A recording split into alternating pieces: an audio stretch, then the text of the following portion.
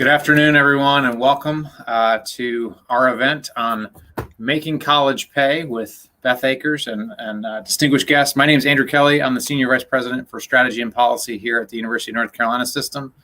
Many of you probably know also I'm an AEI alum, so it's very gratifying to be back, my old stomping grounds digitally, as it were. Also, so glad to see a good friend and colleague, Beth Akers, join the team at AEI. And continue her great work on higher education policy from those friendly confines. I'll be moderating today's discussion about how aspiring students and their families can make smart decisions when it comes to higher education. And I'm going to do my obligatory sort of talk show display of the book so everybody can see. This is a real book. It's a wonderful book. It is written for a lay audience, which Beth can attest is always can be a challenge for those of us who went to graduate school where they teach you not to write for lay audiences. So that was one of the most refreshing parts of the new book. But Beth's new book, Making College Pay, explores the topic of how can we encourage students and their families to make strategic and smart and informed decisions rather than romantic ones about college. And I can tell you from my perch here in North Carolina, this is something we think a lot about. We want to make sure that students have full information about their choices and access to all kinds of data and information that they need to make great choices. So I was so glad to see Beth jump into this topic and really write an accessible volume on it. So we've got a great panel that's going to join us in a little bit. But before I introduce them, I wanted to give Beth a chance to talk a little bit about her book and tell us kind of the process and where the idea came from and so forth. So Beth, when did you decide to write this? You've written a lot about student loans and lots of wonky policy issues, and we love you for that. When did you decide to write this book, and why now? Well, you know, the truth is that I started out writing an academic book, and it became this book. And it became this book because through the process of writing what was about how to reframe the problem in higher education as risk, not cost, for policymakers, I realized that the people who actually need this information more than the policymakers, more than the academics who already know it, are the people who are on the ground making decisions. And the other factor driving it was that I feel like the conversation around higher ed right now, it's just so saturated with regret. We know on average that people get huge returns from investments in higher education. You know, I've cited a million times, you know, the extra $1 million over the course of your lifetime that you get from a college degree. But at an individual level, college is risky. And there's some things that you need to know in order to make a decision that will work out for you. And so that's what this book is about. Well, as I said at the very outset, I think it's really amazing to me to hear that the genesis for it was as an academic book, because it really is written in plain English and something that I would commend to friends and family who are in the middle of this process now, because I think it's a digestible and understandable book that deals with some really complex and complicated topics. Right? People tend to not process risk and reward particularly well. So you do a great job of that. But on that point, right, we see, here in North Carolina, right, we serve, 240 plus thousand students a year, grad and undergrad, in-state and out-of-state, one of the larger public systems in the country. Obviously, each year, students are making a decision about how to invest their scarce time and resources, oftentimes taking on debt and loans. So when you look at the choices that aspiring students are currently making, which of those would you advise against? Well, I think the core thing I'm advising against is being willy-nilly about this decision. So, we're advising students to, when they get to the point of thinking about going to college, that they want to do things like go walk around the campus and see what feels like a good fit. I'm basically advising against that, or at least advising that aspect of it be a relatively small portion of your decision-making process, if what you care about is that you end up with a good paying job that will make your investment worthwhile.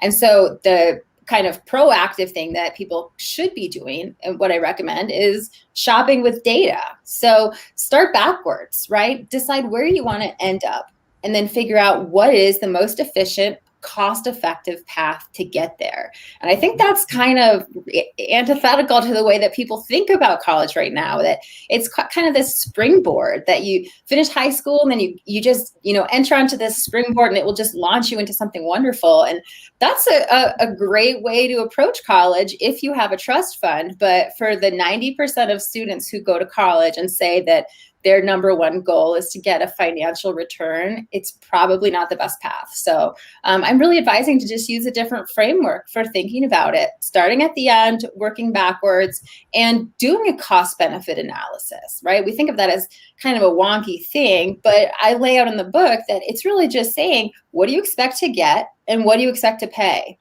And can you compare those things? Does that make sense, right? We do that analysis in all sorts of different decisions around consumption in our lives. Should we buy this car? Should we buy this yogurt or this yogurt? So I'm just teaching people that we can transfer those skills that we already have of using economics in our daily lives, and let's apply it to education because it's such a hugely consequential decision, and it just can't be taken lightly.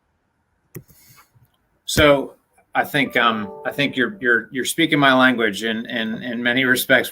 I've thought a lot about these topics and have certainly tread some of this ground with you in many cases on other panels. So this is refreshing to get a chance to come back and to some of these topics. I'm sure there were some things that surprised you as you were going through this. What are some things that surprised you about as you were working on the book? It's hard to surprise an economist, but I'm sure there were a couple things. Well, there were two things. So the first thing that was surprising to me was that what's actually a more consequential decision than where you go to college is what you study.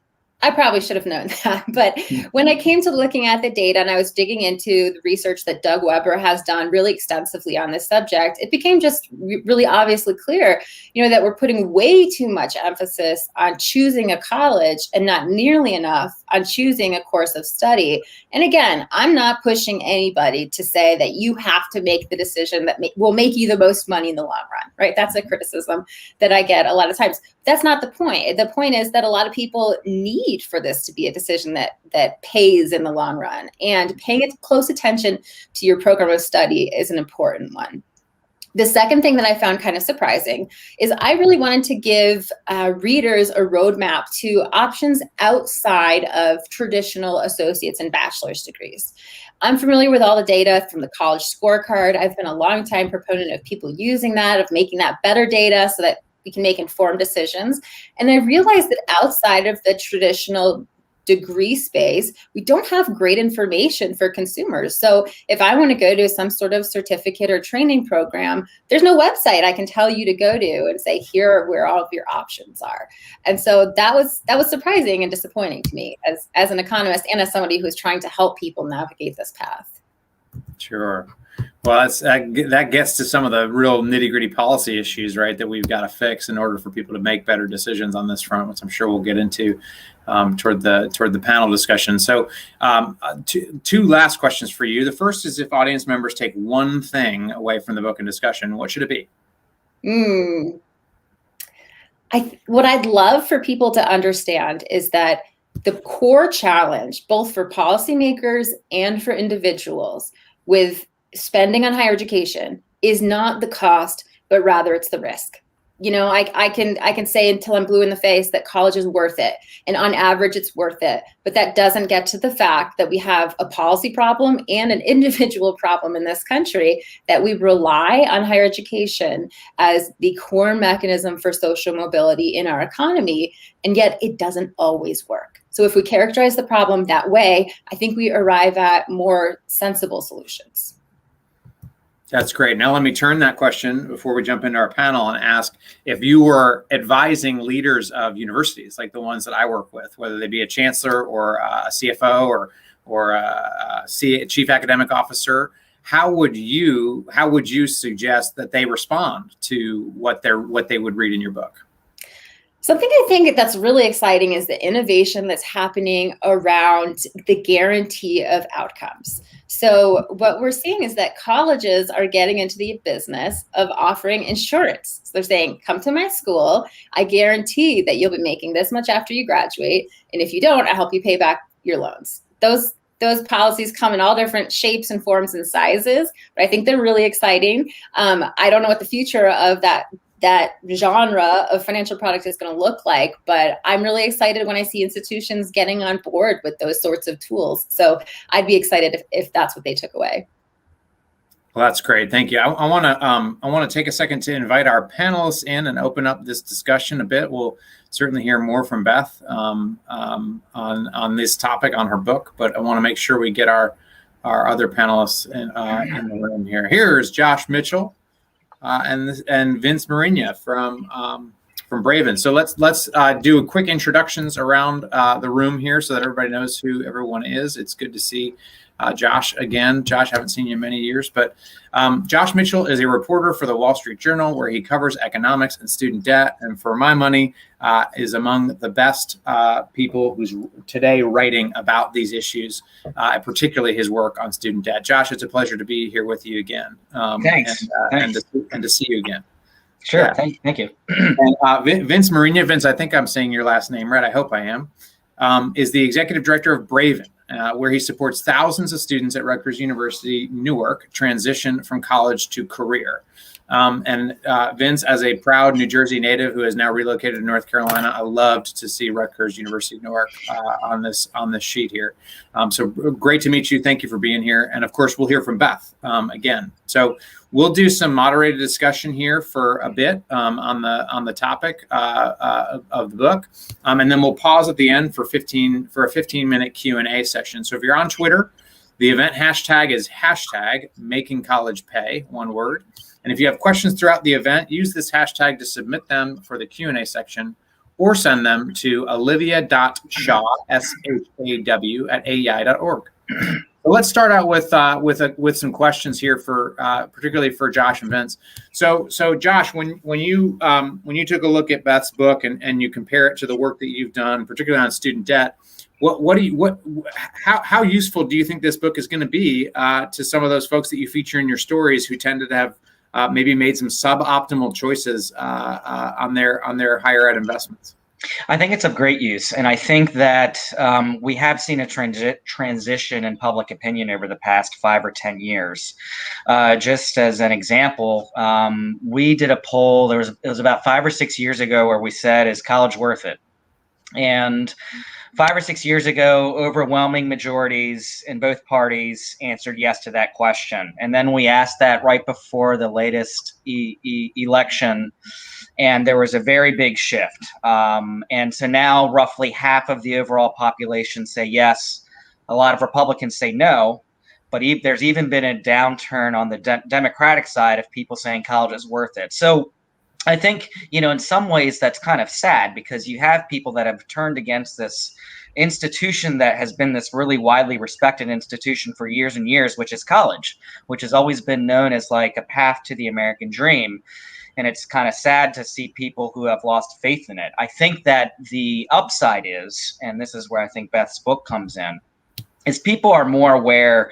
You can't just simply take it as an article of faith that college is worth it. You can't just simply pay whatever the price is and go to whatever school you want to. And if they charge $50,000 a year, and not have to worry about what the return on investment is.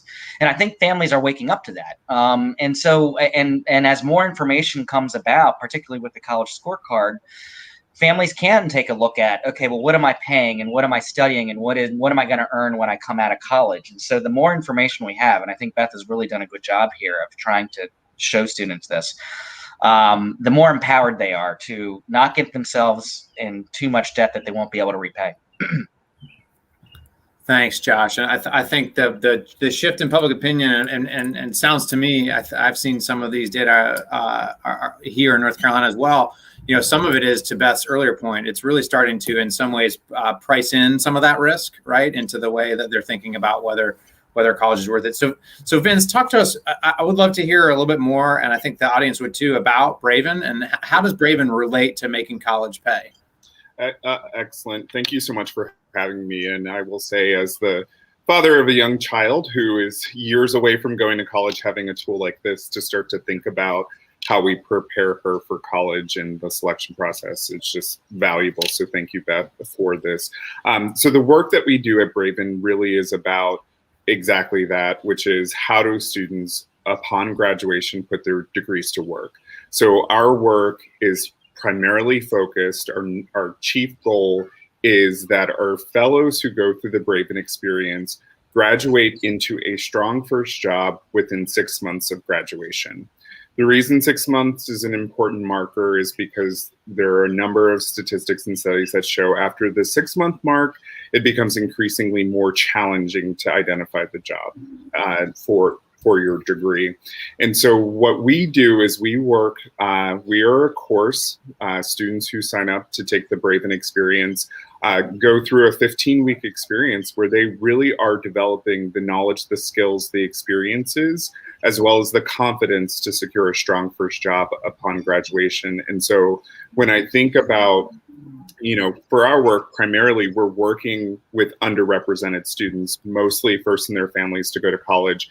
And for many of them to graduate college with a lot of debt and without a clear pathway to a job to begin to pay down that debt, it creates its own set of crises that need to be managed. And so the work that we do is really about helping them navigate their college career in a way that does set them up for a strong first job upon graduation. So there's quite a bit of alignment, I would say, between our work and Beth's.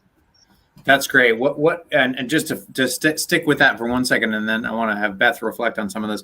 What have you learned as a result of that work about what students might be sort of not missing but maybe need to improve on as they go through that 15-week experience? What are we not doing in the traditional higher education industry that you would suggest we do a better job of to make sure that we make college pay?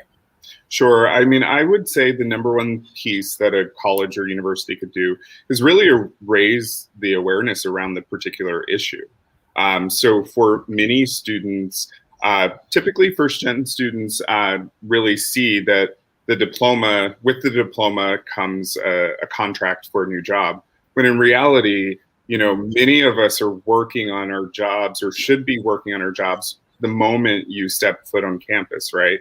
GPA is incredibly important, don't get me wrong, but it shouldn't be to the exclusion of other skill building opportunities that students should go after.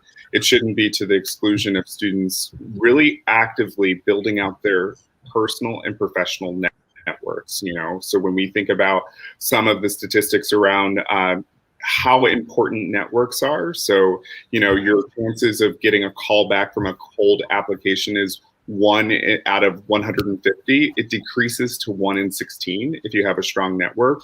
These are all tools that we can teach students early in their college career to help them navigate it in a way to set them up for a strong first job out of college.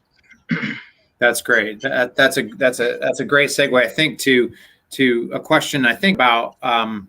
One of the reasons we are so focused on making sure that the return is high is because the costs, of course, have increased, right?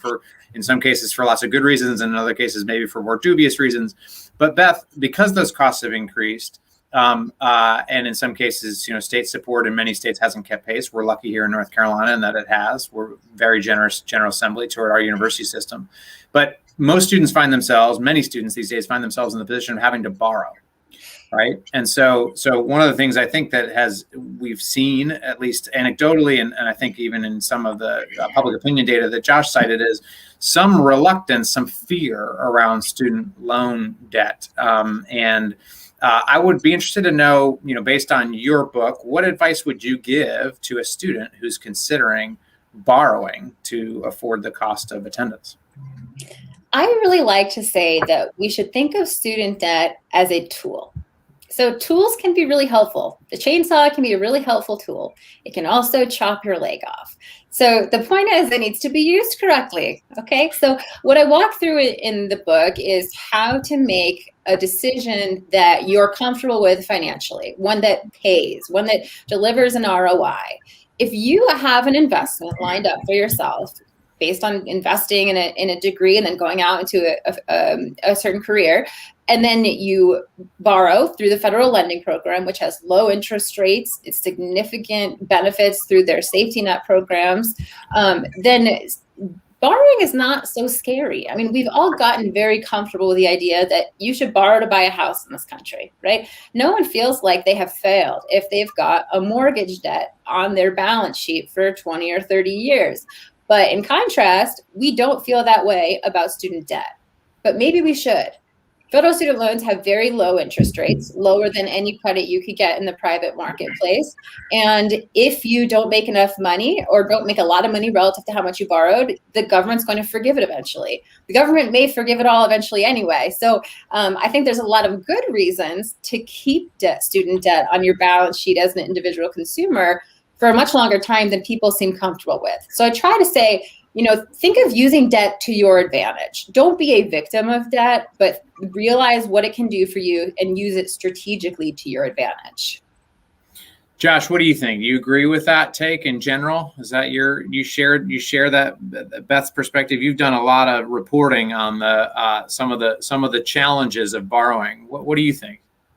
Well, I'm reluctant to offer any financial advice because as a reporter, that's not really my job. But what I want to point out that student debt is, as I've studied it and just finished this book on it and talked with tons of people who got into student debt, one of the things I repeatedly hear is they just really didn't know what the terms were going to be at the outset. And if you think about it, this is a really different product than when you take out a mortgage or take out an auto loan.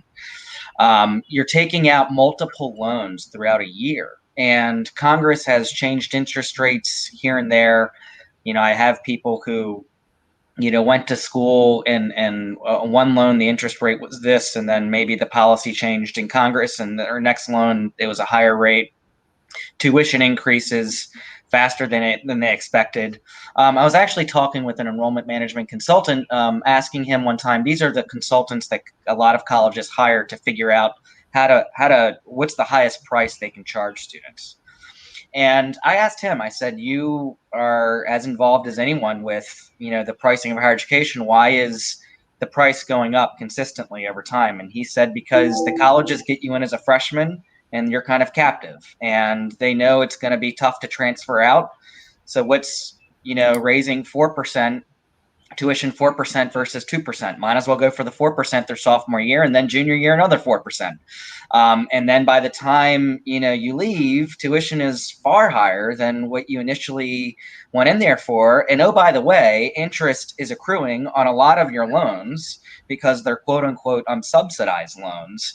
And so what I hear from a lot of people is that they come out of school and they're like, oh my God, I didn't realize that my student debt bill was going to be this much and then interest was going to be this much. There's a woman I quote in my book, I profile her, and the interest alone, by the time she got out of graduate school, the balance had grown by 20% because of interest. So I think that Beth makes a good point that in some ways students are getting a subsidy because the interest rate might be below market rate.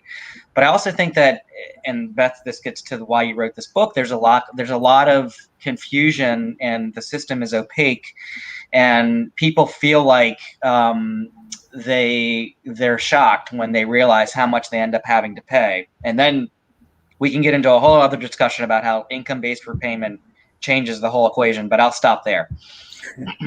I'm sure we'll get into that topic in just a moment because I think it's important. I do want to dig into some of the policy implications of all this, particularly Beth, mentioned loan forgiveness. Not only the current variety of loan forgiveness, but also the variety that's been in the news.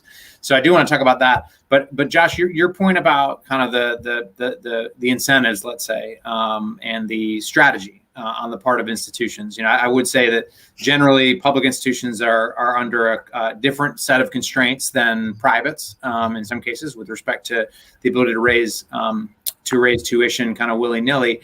I will ask though, so to your point, one of the things that we've seen here, and it goes also for out-of-state publics, but also for some privates, is I think there's a behavioral economics concept that they're preying on in some sense, where they're coming to prospective students and offering them a large discount or a scholarship, right? And so, especially folks who don't have a whole lot of experience in this market say, well, they're giving me all this money over here. This is just the in-state rate, right? I'm not getting any big benefit from there. So what would and this is for all of you, Vince. I know you work at a public university now or affiliated with a public university. So what would you suggest, or how would you help suggest to a student and their family to navigate this public-private, discounted or not? So Josh, we'll start with you maybe first, and then Beth, go to you, and then Vince, I want to hear your perspective as well from the public side. Well, this is where you really have to pay attention to your out-of-pocket. I mean, it took me a while as a reporter to really understand how tuition worked. And so I would talk to schools and they would say, we froze our prices. And when I was like, wait a minute, you froze the sticker price, but what is your net price after that? And so, yeah, you need to pay attention to out-of-pocket, what you're paying. And a lot of this I've discovered, just has to do with, again, where you're applying. This is the tough stuff that Beth is talking about. And when you apply and when your application goes through the process, and therefore how much leverage do you have to ask for a scholarship or a discount. So I think ultimately someone told me once, this was a company that was trying to, provide the type of data and information that Beth is talking about for students. It's kind of like the enrollment management consultant on the other side for families. And, and he was saying the biggest choice that a family can make in trying to get the best deal is matching up with the school of, where you will have leverage. So don't go for reach schools.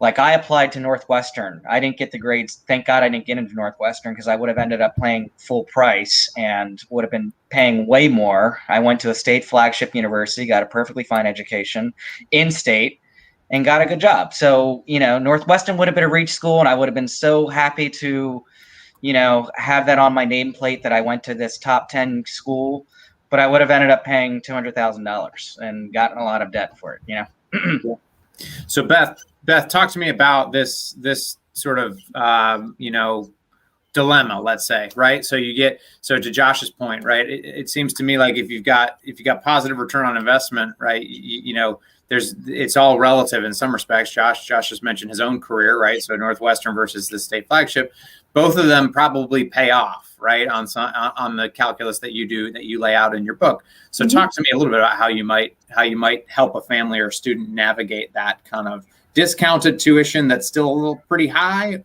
versus a more affordable public institution. Sure.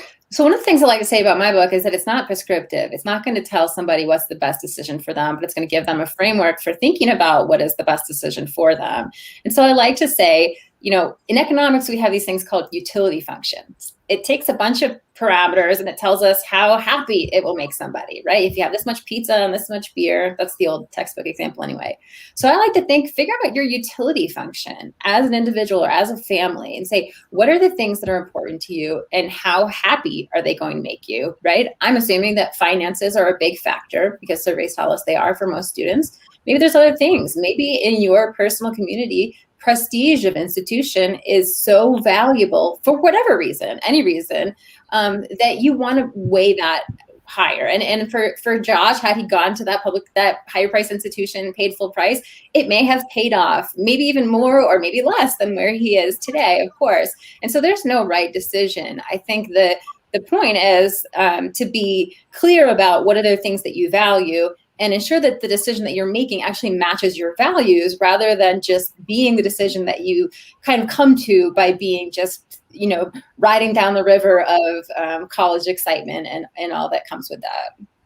The lazy river. Lazy river of college excitement. That's right. So Vince, I'd love to hear your perspective from the students that you work with at Rutgers Newark, and what do you have a sense generally of what set of choices they're thinking about and considering, and both their choice of institution, but then also their choice of career and major? Sure. So bringing the lens or the perspective of a student who may be first in his family to go to college, or from an underrepresented background, I would say my sort of biggest piece of advice would be to not be afraid to ask questions and not be afraid to expose the package that you have received to a trusted person, right? So it doesn't necessarily have to be with the university, but really, the way I kind of think about it is like when you start to have discussions around salary, you actually learn more about, what's possible for you in terms of your income. And I think of it the same way when you receive a financial aid package. Take that financial aid package, share it, show it with someone. Do not be afraid. I mean, this is something that this level of disclosure is just really important. It'll also allow you to figure out what are the types of questions that you can go back with, right? To have either a discussion or potentially a negotiation around it. And so I think for many of the students that we work with, it's really about the education of this is what your package is. Here are the questions that I think you should consider asking. But first, helping them get over that hurdle of saying that this is all okay, right? Like to disclose this information. There isn't anything that you should necessarily feel ashamed about. If anything, we could potentially help you identify additional funding or the questions that can unlock additional funding for you. So I think that's, really important advice, especially for somebody, to Josh's point that he made earlier about you actually have to learn a lot, even as a higher ed reporter, to understand how college is priced and for whom, and how that price can be different depending on the person. But let's talk also quickly about the major discussion, right? Because I know that's, as Beth pointed out earlier on, that's one of the main takeaways of her book is that the variation across institutions is not as high as the variation across majors. So Vince, I want to start with you and ask, when the group of students that you work that engage in your 15-week experience, are there sort of modal categories of majors that you work with in particular that stand out to you as being particularly hungry for what Braven offers? No, so I would say we work across all majors for students, but we've done quite a bit of research looking at the majors that are really challenging in terms of employment and help students figure out the ways in which they can discuss their experiences that would allow them to secure a job as a result of their major. But when we start to look at majors such as criminal justice or psychology or biology, where if you're psychology and you're not going to continue on into becoming a psychiatrist or a clinician, or biology, you may not be going off to med school. How do we help them pivot in that moment to really be able to consider the ways that they can speak about their experiences that can help unlock opportunities for them? So where we really see, the value that we bring is, it's a strong value proposition across all majors, but it's especially helpful to those majors where the next step is not evident in terms of your career path if you're not continuing on to graduate school or additional schooling after the fact.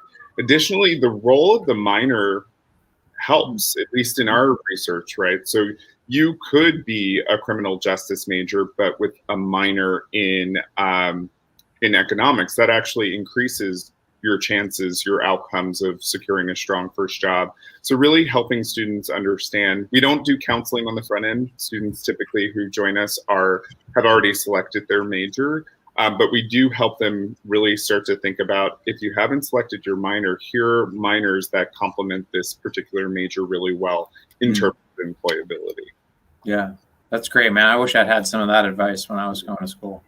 That would have been helpful to me. So Beth, I know you've done a lot of thinking about majors and the payoff to different majors. I do think, one of the things that Vince's work, and in particular Vince's work in sort of that New York, New Jersey, Connecticut, heavily dense, growing, just an industrial powerhouse, right? Lots of jobs, lots of people, lots of jobs.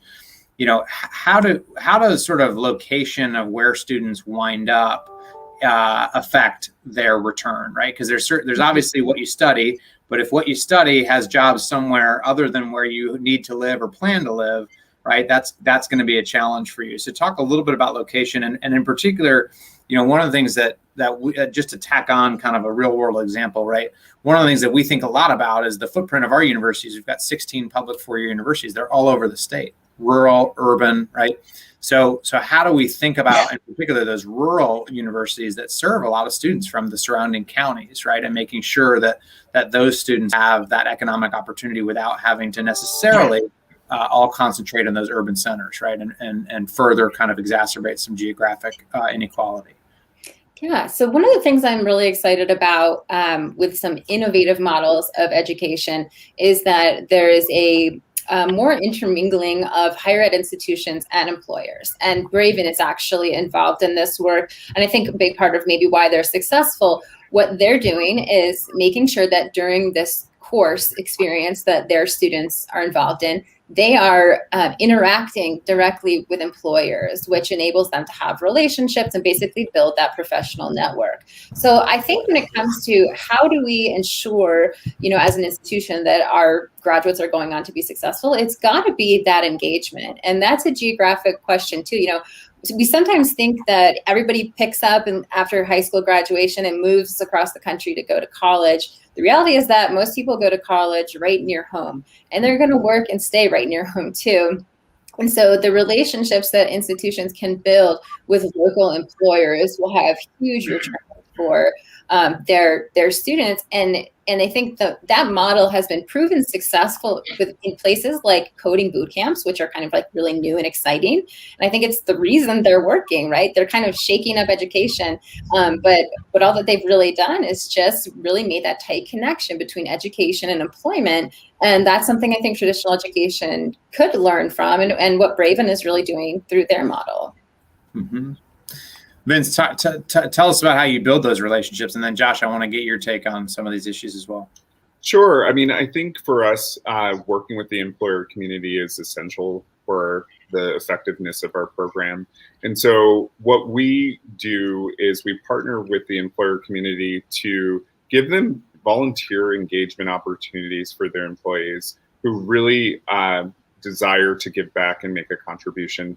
Maybe they themselves share the same background as our fellows, or maybe they don't, but they have a desire to give back. It is through that engagement that our fellows begin to develop their own professional networks. So our volunteers who serve as either leadership coaches or professional mentors begin to open up their networks to our fellows, help them build out their own, and then ultimately cultivate those networks over time. And so what we have seen in our research, and we talked a little bit about majors that are a little bit tricky, not only has a strong minor supported a student with a major that in the job market is not resulting in a strong first job, minors can help with that, but also professional mentors, our professional mentoring program for those at-risk majors, increase their employment by 2 times compared to the average student with the similar major. Why? Because that professional mentor has developed a strong relationship with this student over the course of 15 weeks, understands the student's objectives, and then begins to think about who are the folks that I should be introducing this individual to help them start to build out their network and then ultimately open up the door to a job opportunity for them. That's great. It's important and painstaking work, right? I think there's an underestimate often of how much energy and effort needs to be put into maintaining those relationships and building them. I think, Beth, your point about some of the newer players and newer organizations that are built around that concept as opposed to adding it on as something that they do as an add-on is fundamental to understanding some of the challenges we face. So, Josh, I want to pivot now to talk a little bit about policy and the policy implications of some of what we've discussed. So, Beth talked about this early on in her response to the question about borrowing. But we've got federal loan programs, sort of below market interest rates. We've got what Beth described as a safety net, right, which is designed to catch those borrowers who may not be well served or might experience some of that downside risk. Is that all working? Yes and no. So we have seen tuition inflation slow in recent years. For a while, it was actually below inflation, which was shocking. It was the first time ever. Now it's picked back up. But point being is that I think people have become more price sensitive. And I think colleges have had to respond, by at least some schools have had to respond by being more sensitive in how they raise prices. But the one of the most important features, and I say important, I don't mean like I'm advocating for this, but one of the essential features of our student loan system is that it maximizes choice. In other words, people like Beth and Vince and whoever can, try to give families the best information they can, and make sure they're empowered and they're informed. But ultimately, the loan program gives people the option to spend a lot of money if they want to. And so, for example, one school that I profile in my book, the University of Alabama, it's a state school.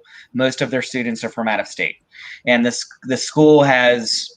I laid this out in my book. They have embarked on a strategy of trying to lure as many families as possible, by offering the fancy gyms and, places to eat and dorms, and it's worked. But it's also very expensive. And I've talked with students who went there who are $50,000 over $100,000 in debt between them and their parents. And they had cheaper options, and they were aware that they had cheaper options, but they still chose the fancy option. And so, President Biden is talking about possibly forgiving a little bit of debt, possibly making. He wants to make 2-year college free for everyone, possibly making 4-year college free for people making under 125. But he's not talking about reining in the loan program, and reducing choice with that loan program. And so I do question, ultimately, this is why I think people like Beth and Vince can have more of an influence in this process, because I don't know if there's a political stomach for Washington to change and rein in the loan program. But I do think that there is a bigger opportunity for more information and for families to become more informed. And I think, Beth, you said this, and like less romantic about going to Northwestern. Yeah.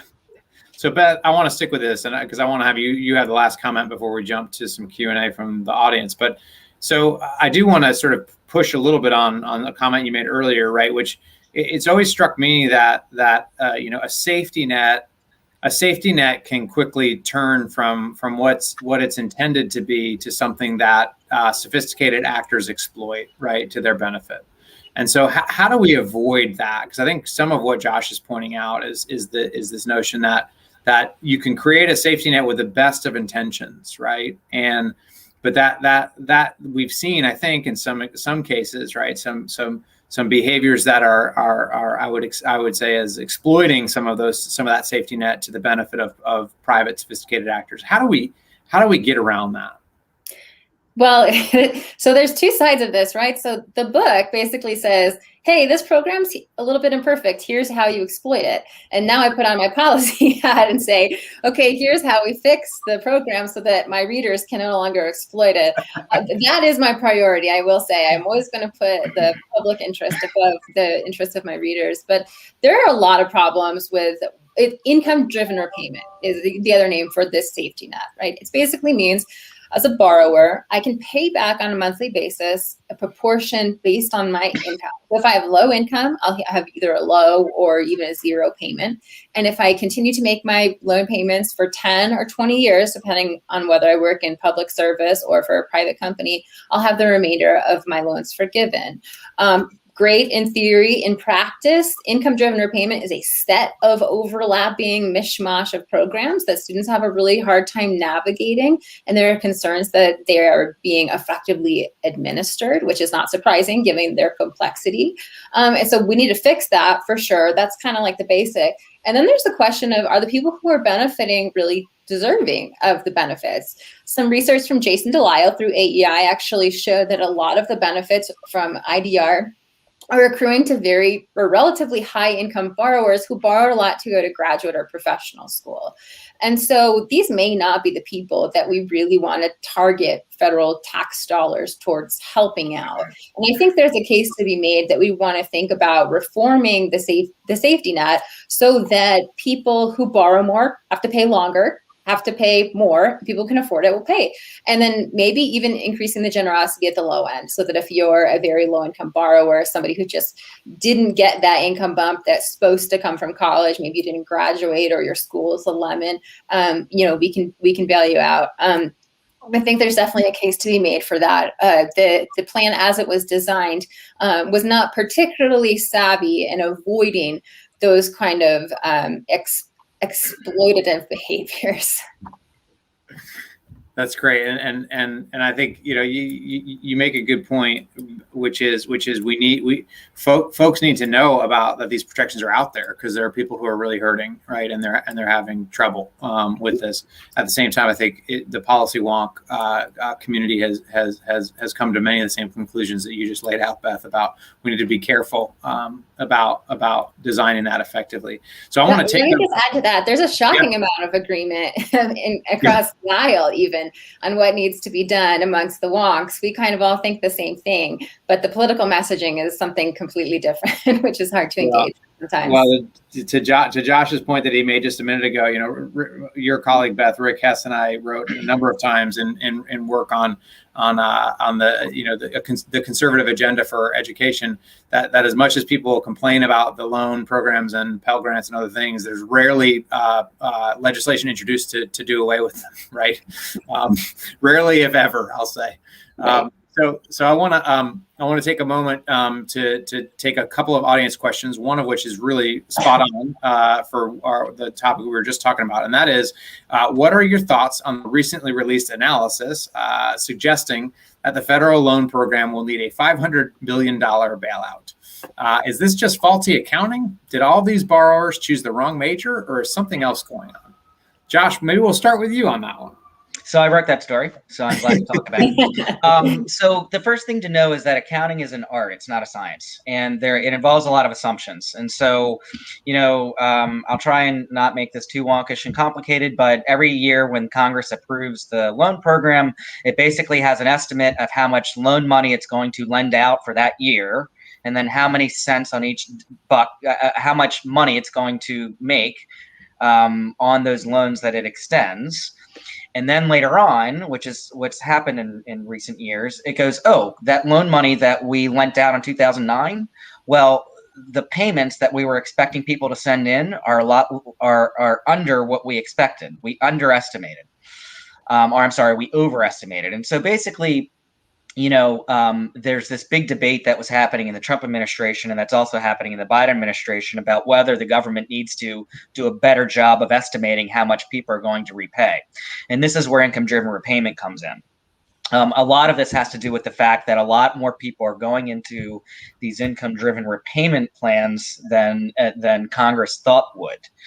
And so I would argue my conclusion, based on my reporting and based on the evidence that I've seen about what they've gotten wrong with the accounting, is that there's a lot of bad debt on taxpayers' books right now.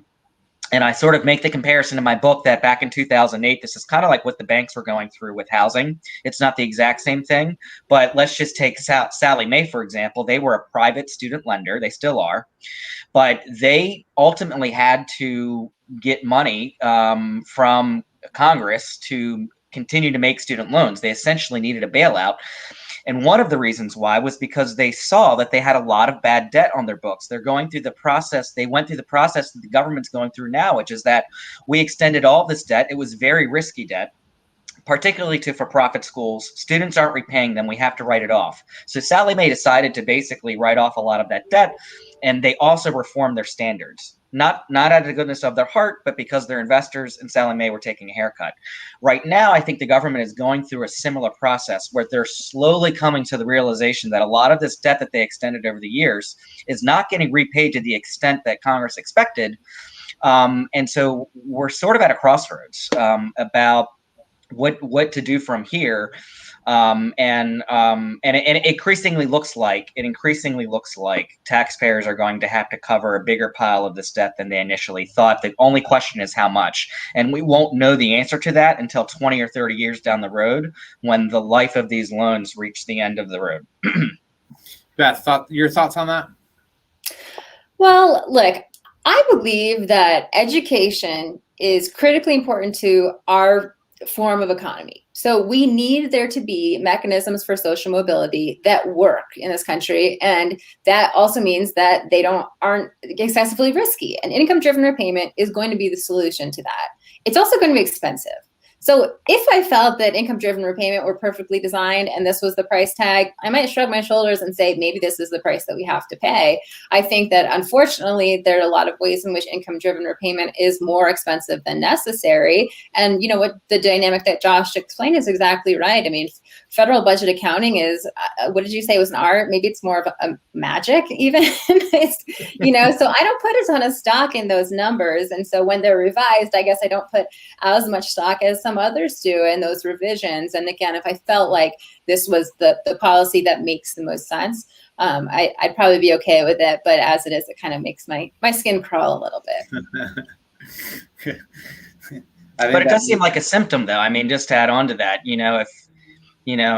if you get blood work done and the blood work is saying, oh, something's going on here, you can't just really ignore it, right? I mean, doesn't that mean that there's a symptom of some bigger issue? Well, I think that the assumptions have changed. So federal budget accounting is magical or an art, in part because, like you said, there are a lot of assumptions. So, historically, we didn't have income-driven repayment. Initially, take-up rates for income-driven repayment were really low, and that's actually not a good thing. If people need the relief from income-driven repayment, we want them to use the program. So over time, more people who needed it did get into it. Probably more people who didn't need it also got into it. But so it became more expensive for some good reasons and some bad reasons. So yeah, I think it's a symptom of an issue for sure. But again, I guess I don't put as much stock in it just because I feel like it's so challenging to do those estimates in an accurate sort of way. Mm-hmm. So I want to jump to another question. We got about 5 minutes left. I want to jump to another question, and Vince in particular, I want to get your take on it from somebody who's sitting at a university now. And it's a great question, and that is that most borrowing is outside of the school's control because it goes toward indirect cost or living expenses, not direct costs of tuition and fees. So what are your thoughts on this distinction, whether borrowing for indirect costs is still appropriate in today's delivery modes, and maybe some possible solutions to that? So what do you see at Rutgers Newark? I mean, I think, I appreciate the question, yet at the same time, students are responsible for paying for the full campus experience, which in a lot of ways, from where I sit, is critical for them to have that college experience and ultimately graduate college and then into a job itself. And so, I mean, I, to be honest with you, I'm not exactly sure what the right solution is to it, other than to really look at true cost of other expenses that are part of the college experience, and potentially right-size that. But I think it's challenging for a student to only borrow for one chunk and then miss out on the other aspects of the college experience as well. Mm-hmm. I'll expand on that a little bit too. One of the things that you hear institutions talk about a lot is their financial aid officers don't have any control over how much a student can borrow. And so I've sat with many financial aid officers in my career, and they're always like incredibly generous and thoughtful people. And they always tell me stories about how they've had that student who they knew was coming to their office and taking on loan after loan after loan that they can't afford or won't be able to afford, but there's nothing they can do about it. And that's because of the way that federal policy has designed the program so that we ensure equal access to education. I think it's problematic, especially since we're holding institutions to account for the outcomes that their students have in student debt. We need to rethink the way that institutions have control over not just their cost of living borrowing, but just overall borrowing.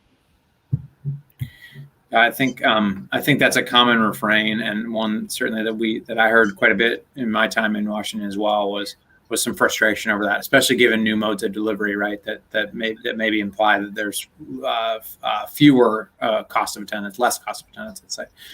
So let's go with one last question before we adjourn. And it's an interesting one. It's should the financial health of a college be part of the college decision-making process?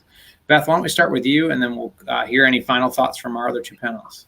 Gosh, in theory, I'm going to say absolutely, but I'm supposedly an expert in this space. And if you ask me today how to assess the financial viability of a particular college, I'm not sure I'd know how to do it. So I think, that's a place where, reputation might play a role, even though I largely say to throw out reputation. Longevity of an institution might be a decent stand-in for, for whether or not they're going to be closing their doors soon. But I'd say, yeah, in theory, I just don't have a great recommendation on exactly how to do it. Maybe the others do.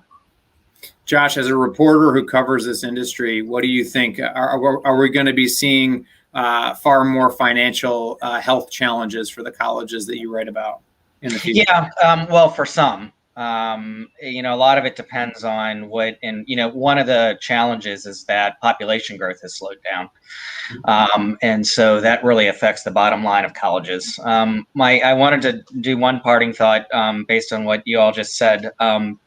I feel like I have to not just be the contrarian here, but to point out that, colleges and financial aid officers, they do have a lot of control over this process. And, schools over time have said two consistent things. We can't control our costs and we're hurting for money. I mean, they were saying this in 1970 after there was this huge explosion in funding from Washington. They were still crying poor.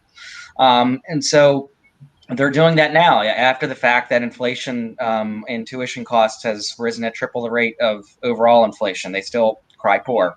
And then they say that they have, very little effect over how much students can borrow. I mean, I'm sympathetic to an extent to that point, but the fact is that these financial aid officers, and I don't blame any one of them, I think it's more on the institution and the presidents. But the fact of the matter is, they have had a lot of control over this process, and they basically are using taxpayers' money, and they're packaging these loans. And so I think that they deserve a lot of accountability. I'm not saying that there are any monsters under the bed, but I also don't think that they have their hands tied. I've seen them, and Andrew, I know you're on the inside now, so you feel free to push back, but this is my perspective as the reporter. So I just wanted to point that out. I think my lone response to that, Josh, is if you've seen one college, you've seen one college, and I do think that some of the incentives are and constraints are quite different in the public versus the private sector. So, but certainly don't disagree that there's plenty of responsibility for the rising cost of college to go around. So I appreciate the point. Vince, any final thoughts for our panelists before we go? Thanks for being with us and telling us a little about Braven. But any other final thoughts for the students, parents, and wonks that might be listening? Yeah, I just, the one area, Beth, you mentioned this about students and their families going to visit college and getting a feel for it. My recommendation would be to understand what the Career Development Center offers at the university, understand the ratio of staff within the Career Development Center to students, ask questions about their outcomes and how they've supported with job attainment for their graduates. I'd also spend time understanding what the alumni team, alumni support looks like, because again, a strong alumni network, we all know this, especially from more prestigious universities, the alumni network can play a pretty big role in helping you secure a strong first job. So those are two areas when visiting a campus that I would encourage families to spend time digging into. That's great. Thanks, Vince. Appreciate your comments today. Beth, final thoughts besides pleased by the book, because it is terrific, and I will say it so you don't have to. It's a very good book. Check it out. But final thoughts from you, Beth. Be calculating, right? We know how to be calculating in other areas, or managing our investment portfolios, buying houses. It's time to take that person that's inside and ready to run the spreadsheets and do the data and apply it to higher ed. Great. For those of you at home, Making College Pay, available in your local bookstore and on Amazon.com. Thank you, Beth. Thanks for having me. As always, it's fun to be back in this world for a little bit. So appreciate you letting me be part of it again. And thanks to everybody for joining us. Thanks especially to Josh and Vince for doing such a terrific job responding. Sure. Thanks. I had fun. All right, great. So long, everybody. Thank you. Thank you all. Bye-bye.